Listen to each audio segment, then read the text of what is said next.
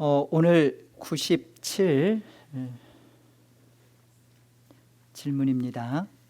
제가 묻고 우리 같이 답해 보죠. 그렇다면 어떤 형상도 만들면 안 됩니까? 하나님은 어떤 형태로든 형상으로 표현될 수 없고 표현해서도 안 됩니다.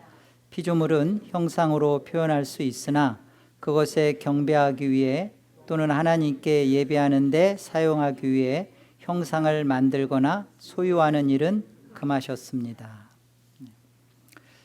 지금 제2계명을 다루고 있어요. 여러분, 제1계명은 뭐죠? 나 외에 다른 신을 섬기지 말아라. 그 나 외에라는 말은 내 앞에서, 내 면전에서라는 뜻이에요. 하나님이 또 다른 꼬무신 남학신이 있다는 거 아니고 하나님 앞에서 다른 예배의 대상은 하나님만이다 라고 가르쳐 주신 겁니다. 그러니까 하나님에 대한 바른 관이에요.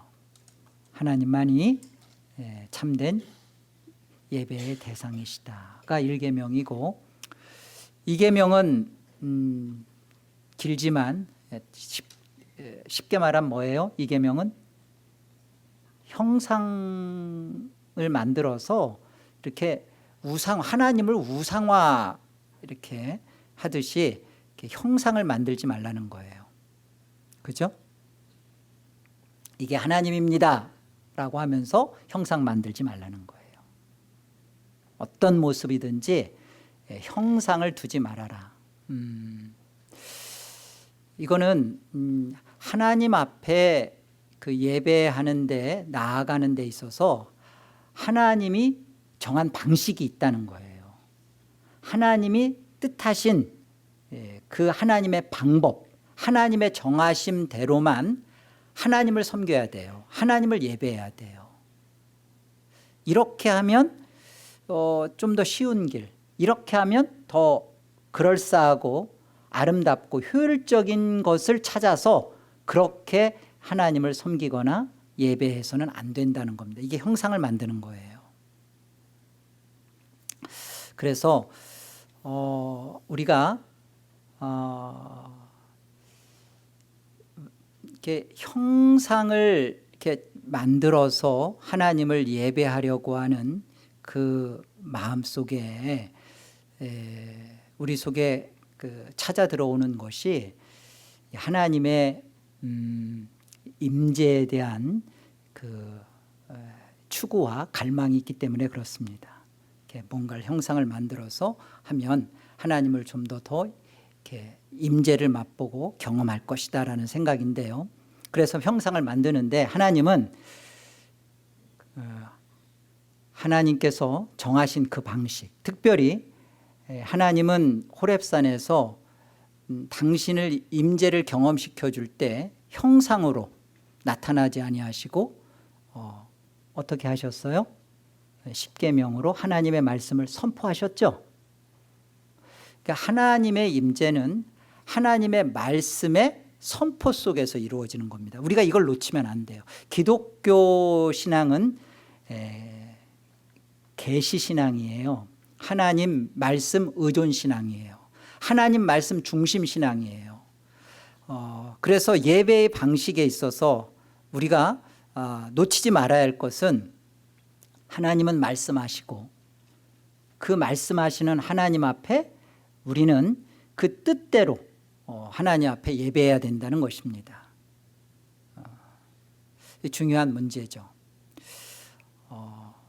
우리는 이 오늘날 많은 사람들이 예배 안에서 이렇게 말씀 말고 조금 더 이렇게 느껴지는 예배를 원해요.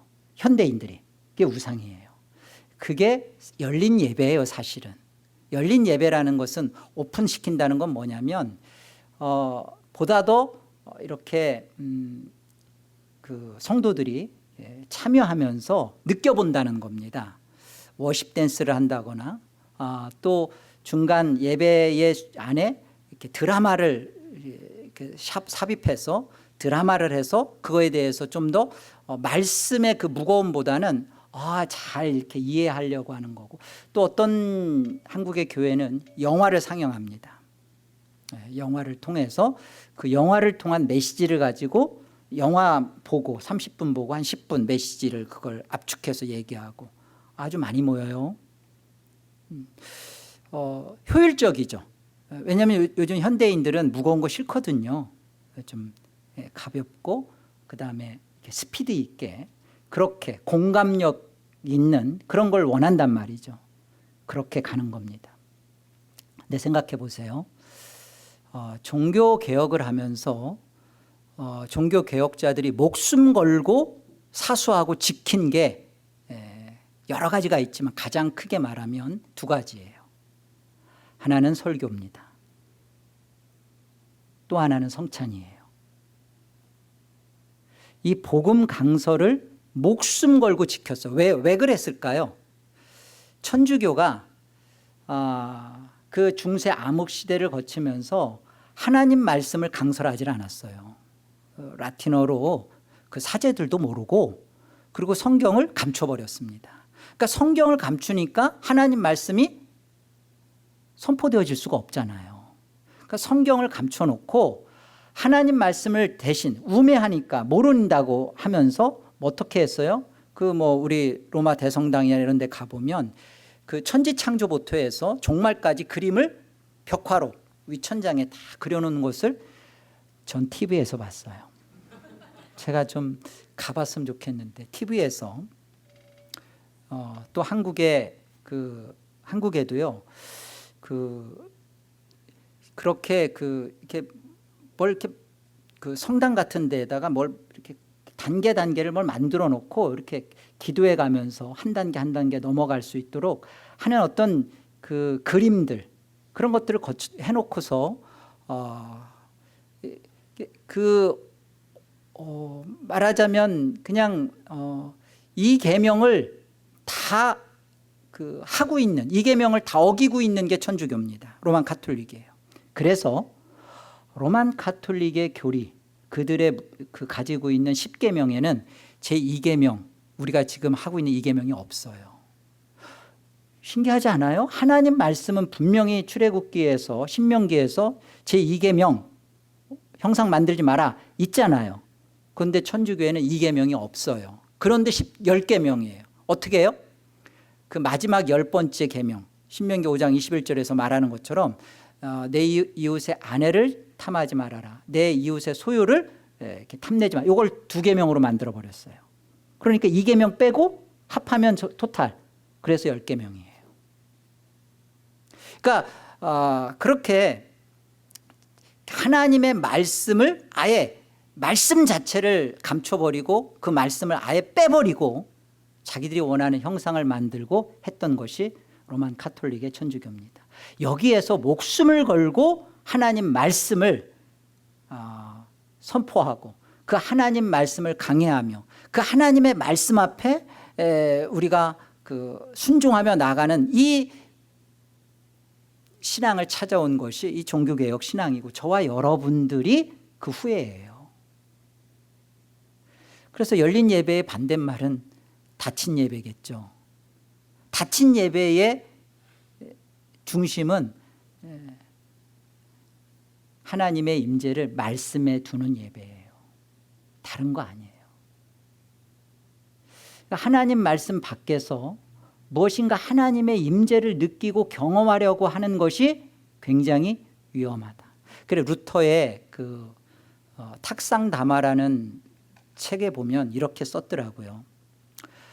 하나님의 말씀을 떠나서 행하는 예배가, 잘 들으세요, 하나님 말씀 없이 행하는 예배가 더 거룩하고 영적인 모습을 가지면 가질수록 더 해롭고 더 위험합니다. 아이러니하지 않아요? 하나님의 말씀 없는 예배인데 그것을 거룩하고 신비적이고 영적인 요소를 가미해서 더 뭔가 뭔가 좀 거룩해 보이고 웅장해 보이고 장엄해 보이고 그 성당 안에 들어가는 순간 위압감을 느끼고 기도하면 뭔가 다 되어질 것 같고 하는 그런 신비감을 조성하고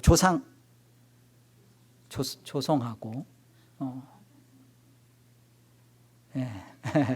우리 제 조성준 집사님이 계셔서 그런 건 아니라는 거죠. 그래서 우리가 이렇게 오늘 97문을 통해서 한 가지 결론을 우리가 맺고 가는데요. 하나님을 섬기는 일, 하나님을 예배하는 일에 있어서 또 하나님을 이렇게 우리가 이렇게 설명하는 특별히 뭐 어른들도 마찬가지지만 특히 주일학교 같은 때 교육의 목적으로 이렇게 하나님과 그리스도와 성령님을 이렇게 설명하는 데 있어서 목적으로 어떤 그림이나 형상이든지 사용하는 것을 금지합니다. 그러나 잘 보세요. 97문을 우리 한번 묻고 다시 한번 답을 잘 보세요. 97문. 그렇다면 어떤 형상도 만들면 안 됩니까? 답 다시 한번 같이 봅시다. 하나님은 어떤 형태로든 형상으로 표현될 수 없고 표현해서도 안 됩니다. 그렇죠? 하나님을 섬기는 일에 있어서 그런 거예요. 그 다음 보세요. 피조물은 형상으로 표현할 수 없어요, 있어요? 이게 무슨 말이죠? 그것에 경배하기 위해 또는 하나님께 예배하는 데 사용하기 위해 형상을 만들거나 소유하는 일은 금하셨습니다. 자, 피조물은 형상으로 표현할 수 있다는 말은 뭐냐면 이런 뜻이에요. 우리가 예술적인 창작 활동이나 또 어린아이들 장난감을 만들다거나 이렇게 또 역사적인 동상들 있잖아요. 그리고 국가의 어떤 태극기, 국기들 이런 것들에 대해서 그것들이 형상으로 만들어질 수 있다는 거예요. 한국에서 한때 그랬잖아요. 그 동상은 다 우상이다 해가지고 막 세종대왕 이순신 목 다 날라갔죠. 뭐 막 불교의 그 절에 가가지고서 막 그 불상에다가 막 거기다가 막 그런 것뿐만 아니라 그냥 말도 안 되는, 그런데 그걸 했던 기독교인들의 생각이 뭐예요? 그 동상이 우상이라는 거죠. 그래서 다 막 그 동상 목을 다 치고 그렇게 했단 말이에요. 근데 그것은 옳지 않다는 겁니다. 이 아미시 공동체에 가보면 그들은 이렇게 사진을 찍는 것까지도 그들은 금해서 사진 안 찍어요. 사진도 형상 만드는 거다 이렇게 하니까 사진도 안 찍어요. 그래서 그들 사진 안 찍습니다. 여호와 증인 국기에 대하여 의뢰하지 않아요.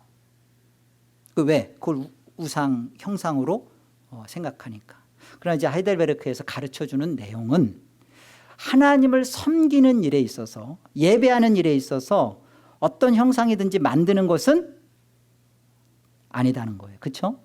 그러나 아이들의 장난감이든 아니면 그 예술의 창작 활동이라든지 이런 부분까지 우리는 절대 이런 것에 대해서 우리는 아니다, 그건 아닙니다라고 지금 얘기해 주는 거예요. 자, 이해됐죠?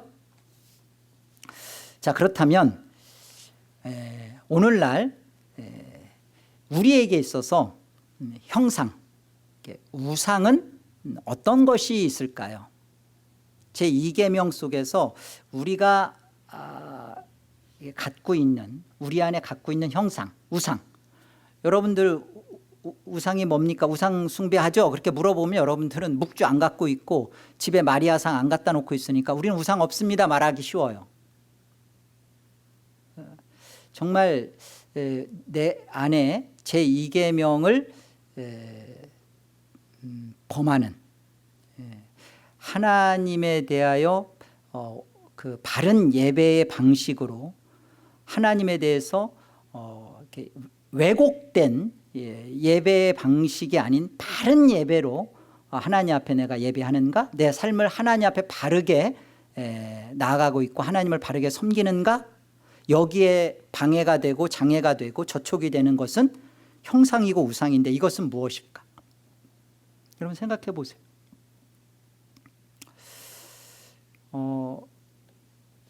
십계명의 그 삶의 목적과 의미라는 책 속에서 마이클 호튼이 이 부분에 대해서 아주 잘 얘기를 해주었어요. 마이클 호튼 목사님은 서부에 있는 웨스트민스터 신약학 교수님이시거든요. 정말 좋은 책들을 많이 썼고 이 부분에 있어서 참 잘 설명을 해서 제가 소개를 하겠습니다. 네 가지를 얘기했는데 저는 세 가지만 얘기할게요. 첫째는 믿음을 믿는 믿음이 현대인들의 우상이라고 했어요. 믿음을 믿는 믿음.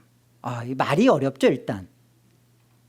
그러니까 잘 이해할 때, 믿음을 믿는 믿음이라는 건 뭐냐면, 이 믿음을, 이것은 하나님이 우리에게 주시는 도구요, 구원에 대한 수단인데, 믿음이 수단인데, 그것을 공로화하고 있는 거예요.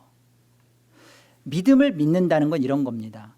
오늘날 현대인들 가운데도 그래요. 믿는 대로 된다. 로버트 슐러 목사의 가르침이잖아요. 왜 믿음이 없냐? 믿어라. 믿으면 된다. 믿음대로 역사한다라는 그런 그 믿음 제일주의. 그 믿음 자체가 능력이고 힘이라고 믿는 믿음, 그게 우상이라는 거예요. 그럴 수 있어요.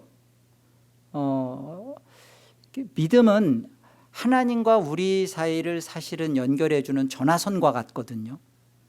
하나님과 우리가 이렇게 통할 수 있는, 하나님이 우리에게 말씀하시고 내가 하나님의 말씀에 순종하는 것에 있어서 사용되어지는 게 믿음이에요.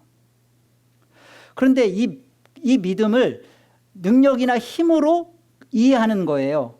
내가 믿음만 있으면 다 된다. 그러니까 믿음을 우상으로 갖는 거죠. 이 현대인들이 갖고 있는 우상이라고 합니다. 믿음이 없어서 사업이 망하고, 또 믿음이 없어서 기도를 안 하니까 병이 안 낫고, 마치 그 믿음만 있으면 다 되는데 믿음이 없기 때문에 안 된다고 하는 이 믿음 자체를 이렇게 우상으로 갖는 거, 이게 현대인들이 갖는 우상이랍니다. 두 번째는 사랑을 믿는 믿음이라고 했어요. 사랑을 믿는 믿음. 마이클 호튼 목사님은 이 부분에 있어서 이제까지 신학 정통 신학, 그 정통의 신학은 그 하나님의 그 거룩과 또 하나님의 영광에 맞추어져서 흘러나왔는데 20세기에 이 감성주의 신학으로 접어들면서 이 사랑에 대한 것이 감정화가 돼가지고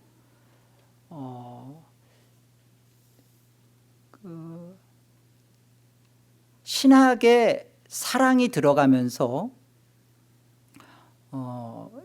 하나님은 죄를 미워하시는데 죄인을 사랑하신다. 그죠? 하나님은 죄를 미워하세요. 또 죄인을 사랑하세요. 그런데 이전까지는 죄를 미워하시는 하나님의 거룩과 하나님의 분노와 진노 속에서 그 죄인을 어떻게 처리하셨는지 그 십자가를 그렇게 이해하고 바라봤거든요. 그런데 이제 사랑이 들어오면서 감정이라는 사랑이 들어오면서 그 죄인을 사랑하는 나머지 그 죄도 이해하고 사랑하는 측면으로 들어갔다고 얘기해요. 말이 좀 어렵나요? 그래서 우리가 20세기 들었으면서 가장 탁월한 신학자 중에 한 분이었던 존 스타트 목사님, 대표적인 복음주의자입니다. 근데 그분이 지옥이 존재할 수 있는가 고민하고 하다 나중에는 지옥이 없다고 얘기했어요. 왜? 사랑의 하나님, 물론 거룩하신 하나님 이분이 부정하지 않아요. 하나님 거룩하시다. 하나님은 참으로 어미하시다. 그 어미하신 하나님, 그리고 사랑의 하나님 또한 얘기를 해요. 그런데 이 사랑의 하나님에 대해서 너무 그 사랑이 들어온 나머지 하나님의 거룩의 자리, 하나님의 진노가 마땅히 있어야 할 지옥이 없어졌어요. 그래서 이분의 생각은 하나님은 그 지옥의 영원히 영혼을 그 불멸화시키고 계속 그런 게 아니라 어느 순간에 영혼을 멸절시킨다, 그렇게 얘기했습니다. 왜요?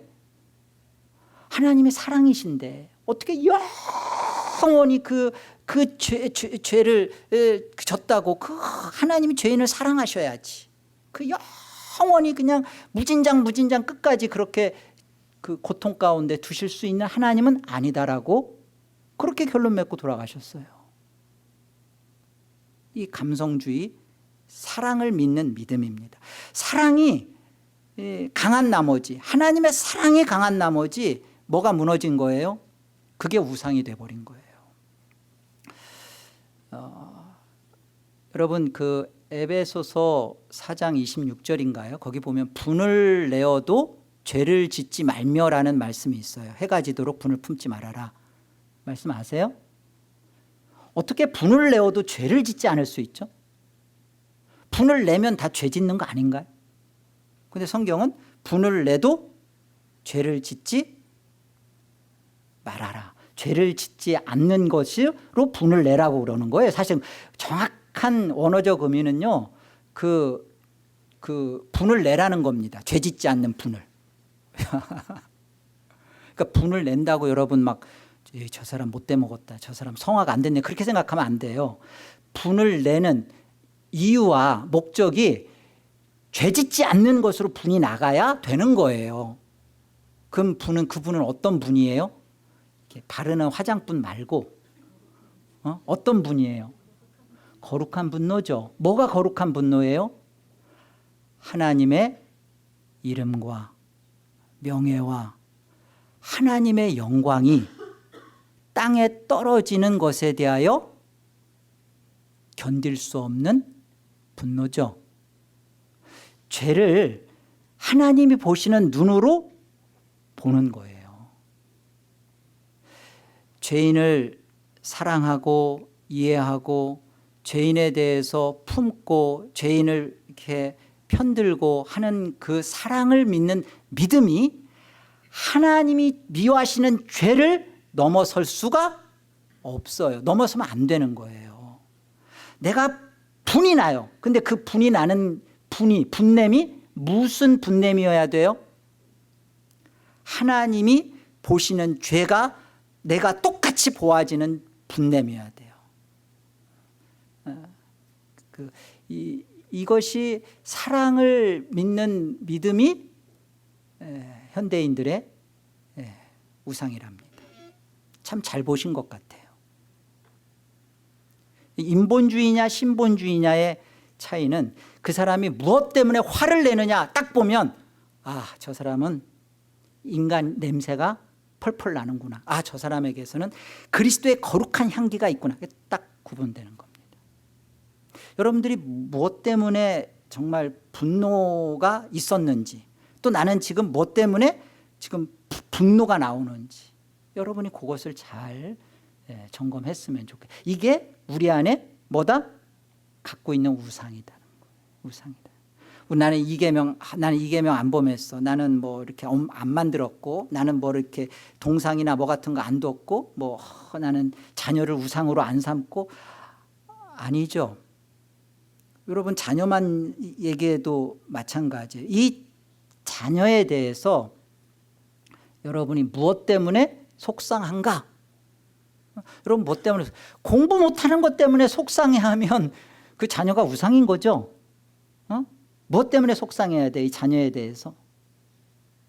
자녀가 그리스도의 사람 하나님을 알지 못하는 것, 하나님의 인식 바깥에 있는 것 때문에 여러분이 정말 이게 진짜죠. 자녀가 내 자존심을 채워주고 자녀가 나를 세워주는 일에 이런 것으로 자녀가 사용되어지면 그거 우상이죠. 여러분 돈이요 어떤 사람에게는 우상이 돼요. 그럼 어떤 사람에게는 우상이 안 돼요. 돈이 어떤 사람에게는 우상이죠. 그 돈을 가지고 자기의 가치를 증명하는 일에 돈이 사용되면 그건 돈이 우상인 거예요. 돈이 아무리 많아도 그 돈을 가지고 목사님 밥 사주고, 농담이에요.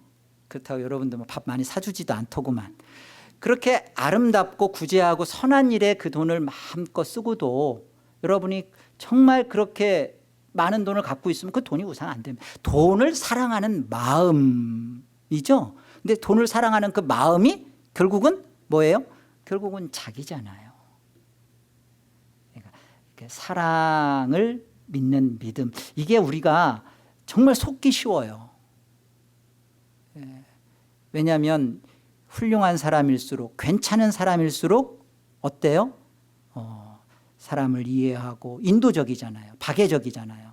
인도하고 사랑하고 품고. 세상은 박수 쳐줘요. 훌륭합니다. 정말.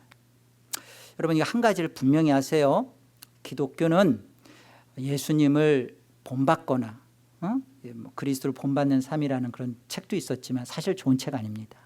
예수님을 본받거나 예수님을 따라가는 게 기독교 아니에요. 기독교는 예수님 안에서 사는 거예요. 우리는 예수님 따라갈 수 없어요. 예수님이 그 다른 그 도덕군자 성인처럼 살지 않으셨어요. 예수님 화도 내셨고요. 말도 안 되는 일에, 이성으로는 말도 안 되는 일에 막 그 판단을 내리셨어요. 바리새인들한테는 막 회칠한 무덤이다라고 하고 욕 퍼부숴 대시고, 평생 죄만 지었던 창녀나 세리한테는 하나님 나라가 저들에게 있다, 이 말도 안 되는 평가를 막 하셨거든요. 우리는 이 예수님을 따라갈 수가 없습니다. 우리는 이 기독교가 얘기해 주는 이 종교는 괜찮은 사람 우리 만들어주는 거 아니에요. 우리가 세상 사람들보다 좀 나아지는 사람으로, 윤리 도덕적인 사람으로 우리가 좀 더 이렇게 평가 위로 올라가 가지고서 다른 사람들이 박수 쳐줄 수 있는, 야, 교회 다니는 사람 맞아, 저래야지. 교회는 저래야지. 기독교, 진짜 저렇게 살아야지. 정말 저렇게 희생적이고 헌신하고 저렇게 살아야지. 아니요. 우리는 예수님 안에 살기 때문에 때론 세상 사람만도 못하는 그런 자리에 우리가 있습니다. 세상의 평가 기준에 맞지가 않아요. 그리고 우리는 윤리 도덕적인 삶을 목적으로 살지도 않습니다. 살 수도 없고. 기독교는 애시당초가 내가 예수 안에서 사는 삶이다. 그러면 그 예수님이 어떻게 사셨는지에 대해서 우리가 그 예수님과 일치가 돼야죠. 예수 하나가 돼야죠. 그죠? 이게 근데 그렇지 않고 자기의 괜찮음을 가지고 자꾸만 기독교인으로 살려고 하면, 그렇게 살아가면 살아갈수록 점점 어떻게 된다? 열심히 뛰는데 뛰는 만큼 방향이 틀리면 돌아오는 게 멀어요. 여러분, 내가 지금 샌프란시스코를 가고 싶어요. 그쪽이 방향이에요.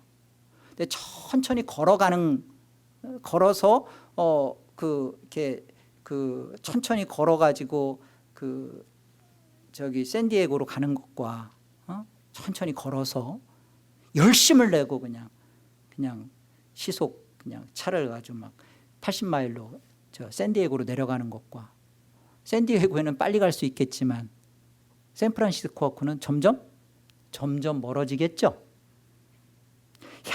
그래서 향방 없이 뛰지 말라고 그러는 거예요. 성경은 내가 가는 목적이, 기독교가 정말 뭐를 목적으로 하고 있구나, 기독교는 이거구나, 윤리 도덕, 그 다음에 괜찮은 사람, 인도주의 아니구나.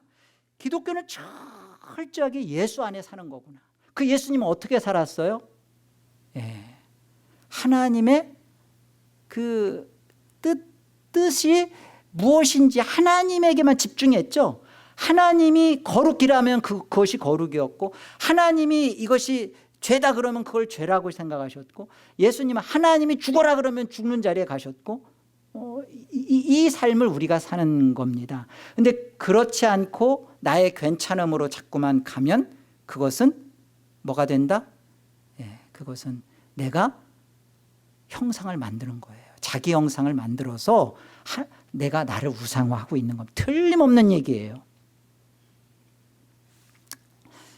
세 번째는 뭘 얘기했냐면 자아를 믿는 믿음을 얘기했습니다.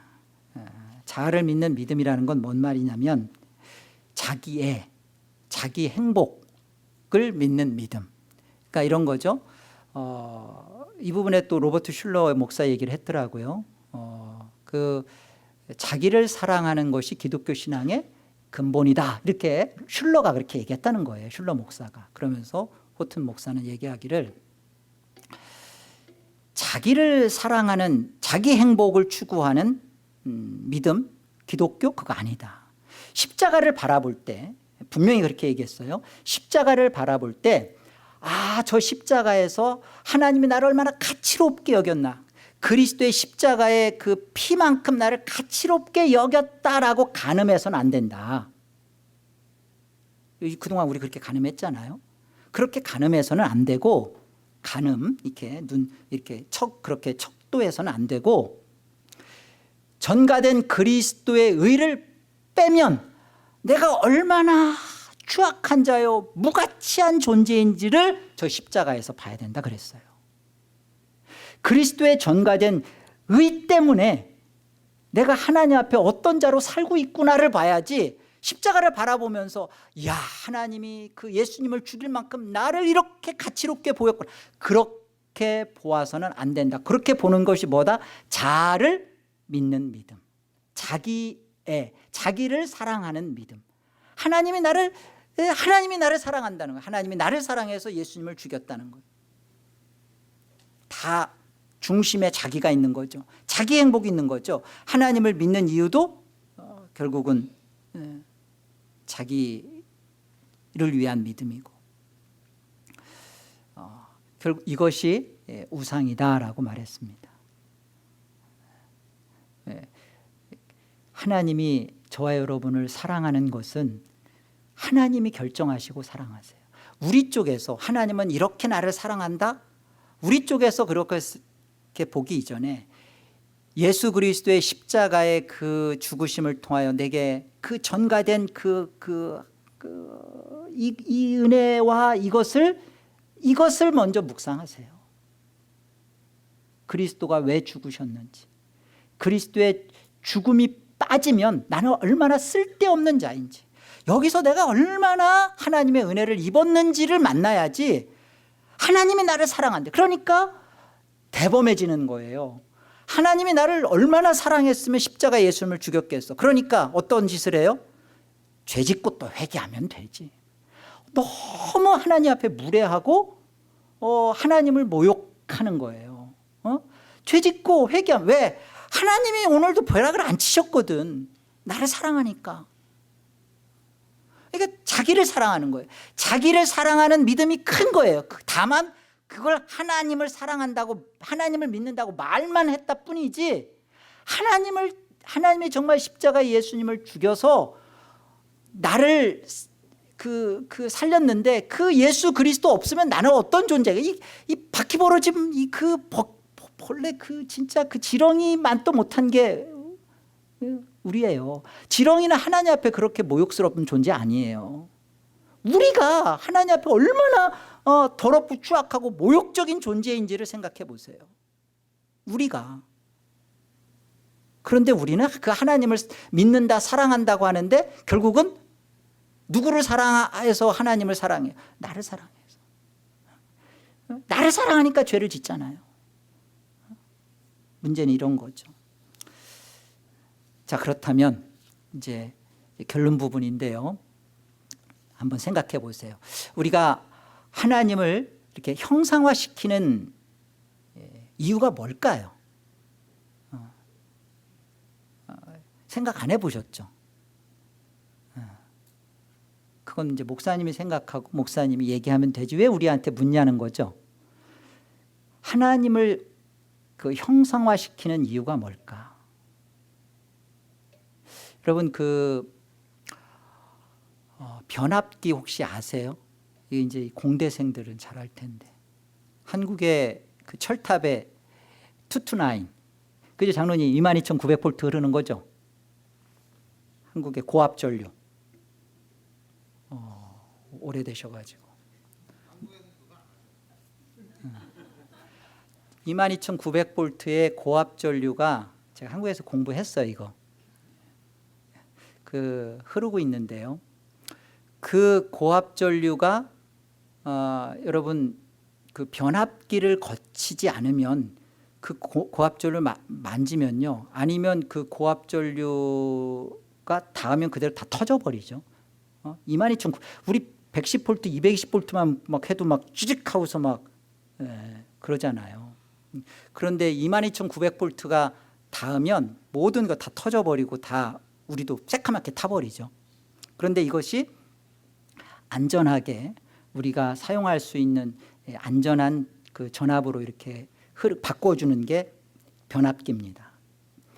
변압기를 거쳐서 각 가정으로 이렇게 안전하게 이렇게 전류가 흘러서 공급이 되는 거죠. 이게 사실은 안전장치예요.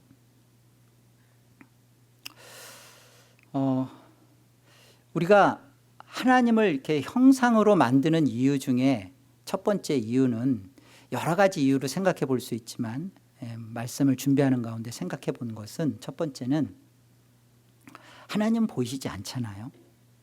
하나님은 영이시다 그러면 일단 보이시지 않는다라는 뜻입니다.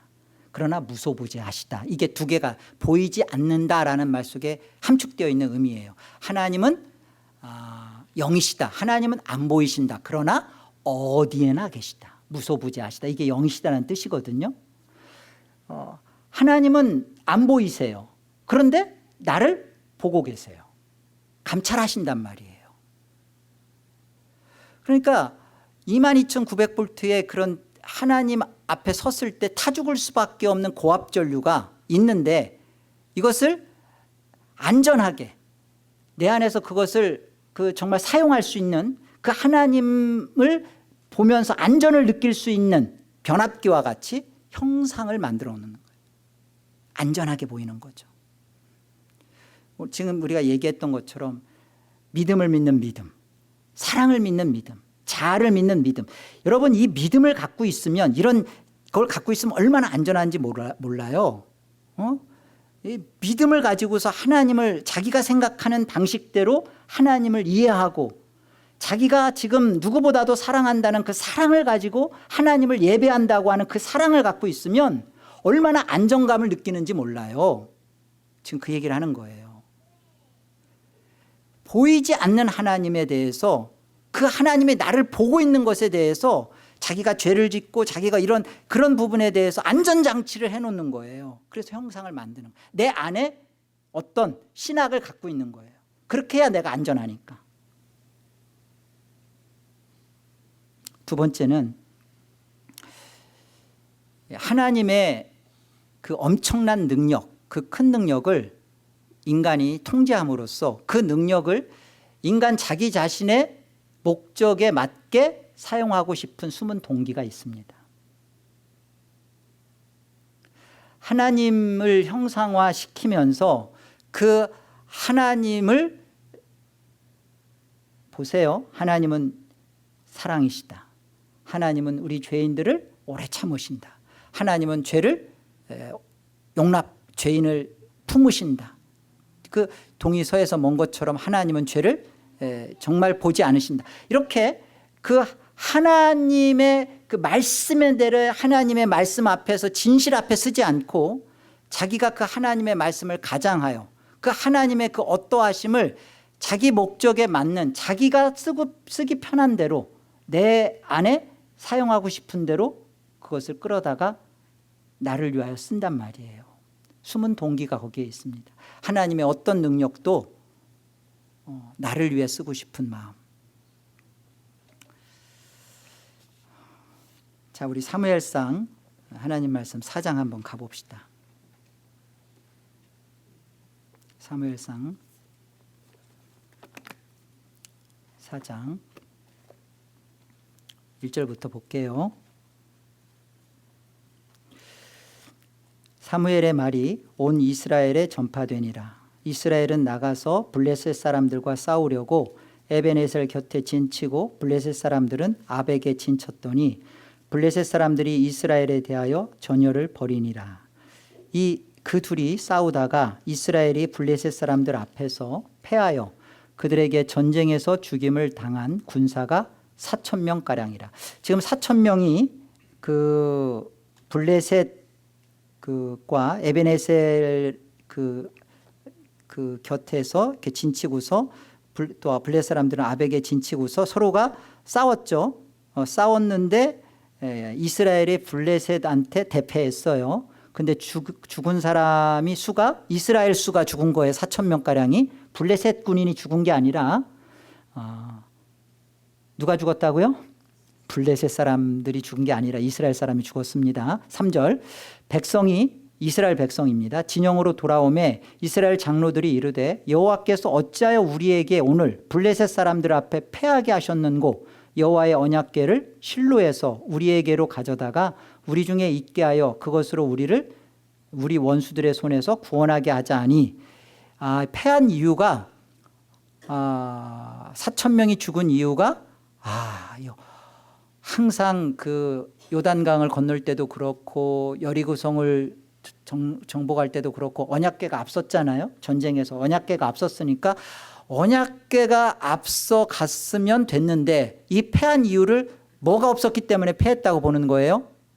언약궤가 없어서 패했다라고 보는 거예요. 그래서 실로에 가가지고 언약궤를 지금 가지고 와서 다시 싸움에 붙는 겁니다. 자, 4절 봐요. 이에 백성이 실로에 사람을 보내어 그룹 사이에 계신 만군의 여호와의 언약궤를 거기서 가져왔고 엘리의 두 아들 홈니와 비느하스는 하나님의 언약궤와 함께 거기에 있었더라. 5절 여호와의 언약궤가 진영에 들어올 때 온 이스라엘이 큰 소리로 외치며 땅이 울린지라. 블레셋 사람이 그 외치는 소리를 듣고 이르되 히브리 진영에서 큰 소리로 외치면 어찌 됨이냐 하다가 여호와의 궤가 진영에 들어온 줄을 깨달은지라. 블레셋 사람이 두려워하여 이르되 신이 진영에 이르렀도다 하고 또 이르되 우리에게 화로다. 전날에는 이런 일이 없었도다. 우리에게 화로다. 누가 우리를 이 능한 신들의 손에서 건지리요. 그들은 광야에서 여러 가지 재앙으로 애굽인을 친 신들이니라. 너희 블레셋 사람들아 강하게 되며 대장부가 되라. 너희가 히브리 사람의 종이 되기를 그들이 너희의 종이 되었던 것 같이 되지 말고 대장부같이 되어 싸우라 하고. 그러니까 지금 블레셋 사람들이 볼 때는 그 블레셋 사람들이 지중해 연안을 따라서 그 아래 해변가에 붙어 살았던 블레셋 족속이에요. 그래서 그들의 신은 다곤 신입니다. 다곤은 얼굴부터 어깨까지는 물고기예요. 그리고 어깨 밑은 사람. 그래서 이 다곤을 신으로 갖고 있었던 이들인데 이들이 지금 막 이스라엘 진영에서 막 소리가 나고 그러니까 알아봤어요. 그랬더니 그들이 언약궤가 왔다는 거죠. 그러니까 블레셋에서는 이렇게 신들, 그러니까 자기들이 여러 다신이니까 그 이스라엘의 신인, 그 애굽에서 이끌어내고 광야에서 막 함께했던 그 신이 왔구나 하고서 이제 블레셋 사람들은 이제 어떤 마음이 느낀 거예요? 죽었다 우리는. 이제 우리는 화로다 망하게 되었다. 그런데 어차피 죽을 거 한번 잭소리라도 하고 죽어보자 하면서 힘을 내서 싸우거나 죽자. 그러니까 대장부처럼 한번 싸워보거나 죽자. 지금 그 얘기입니다. 되어 싸우라. 10절 블레셋 사람들이 쳤더니 이스라엘이, 그러니까 그런 마음으로 다시 이스라엘하고 붙었는데 이스라엘이 패하여 각기 장막으로 도망하였고 살육이 심히 커서 이스라엘 보병에 엎드러진 자가 몇 명? 아까 언약궤 없었을 땐 몇 명 죽었어요? 4,000명. 언약궤 이씨 싸웠는데 몇 명? 3만 명. 하나님의 궤는 빼앗겼고 엘리의 두 아들 홈니와 비느하스는 죽임을 당하였더라. 여러분, 이 빼앗긴 그 언약궤를 다곤 그 산당 신전에다 갖다 놨을 때 조롱했어요. 이스라엘의 신 여호와는 별거 아니다. 그러니까 어떤 일이 벌어졌어요? 아침에 가보니까 그냥 손모가지죠. 손모가지 그냥 탁 땡강땡강, 머리 그냥 땡강땡강 다 다곤 그렇게 쳐버려. 그러니까 하나님이 안 계신 게 아니고, 자, 이스라엘에게서 무엇을 지금 가르쳐 주는 거죠? 하나님이 함께 한다라는, 언약궤는 늘 함께한 하나님의 임재를 상징하는 모습이에요. 하나님이 함께하는 것이 언약궤가 늘 머무는 곳이고 언약궤가 있는 곳에서는 늘 하나님은 승전을 가져다 주셨어요. 근데 뭐가 문제죠? 지금 하나님이 언약궤가 있는데 하나님이 여기 지금 임재하신 거예요? 안 임재하신 거예요? 하나님이 3만 명가량을 죽임을 당했다는 것은 하나님이 이것을 허용하신 것이고 하나님이 여기에 함께하지 않은 거예요. 홈리와 비느하스가 죽어버리죠. 언약궤는 뺏기고 블레셋 진영으로 가버리잖아요. 뭘 말하는 걸까요? 여러분, 우리가 처음에 시작할 때 정말 하나님 앞에 그 이계명 가운데 바른 예배의 방식, 왜곡된 게 아니라 바르게 하나님을 예배하는 것에 있어서 우리가 정말 어떤 것이 하나님의 임재를 우리가 경험할 수 있는가, 진정한 하나님의 임재는 무엇인가, 하나님의 말씀 가운데서 우리가 그 말씀 가운데서 하나님의 말씀을 만나고 그 말씀의 뜻에 내가 살겠습니다.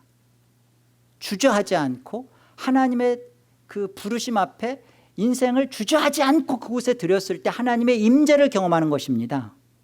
이렇게 이스라엘 백성들처럼 얍삽하게 언약궤만 갖다 붙여놓고 여기에 자신들의 신앙을 넣지 않아요.